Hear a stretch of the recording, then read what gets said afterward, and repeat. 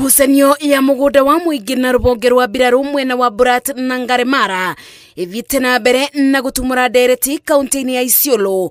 Muingi ukiuga mugunda wawe gwatairwo ni mbiraru na riu marenda ucokio. Gavana wa kaunti ino Abdi Guyo ereire muingi uyu ati thirikari yake igutigirira ngucanio ino ni yatwithanio.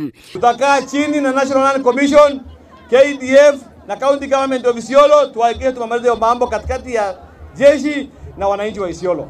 Guyo augite thirikari ni yonanitie wendi wa gutwithania cira uyu indi ni kuri na gicunje kia atongoria kiragucugira ngui kuri ndeto ino. Ningependa kuambia hao wananchi walituchagua tuweze kuwahudumia. Hao wananchi hawakutuchagua tupigane. Hao wananchi wanataka huduma. Hao wananchi wanataka maji. Hao wananchi wanataka barabara. Hao wananchi wanataka stima. Hao wananchi wanataka title deed. Hao wananchi wanataka ajira, na njia ya kufanya hii wananchi waweze kupata hizo vitu ni sisi viongozi ambayo tumechaguliwa tushikane ili tuhudumie wananchi wa Isiolo.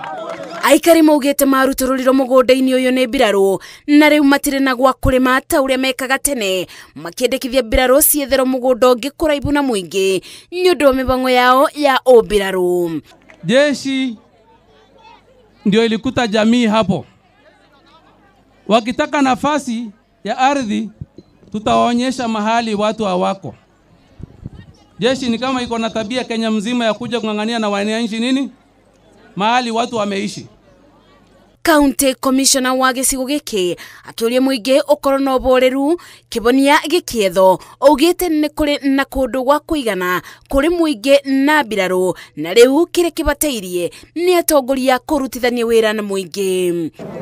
Fahali wawili wakipigana nyasi ndio hunaumia.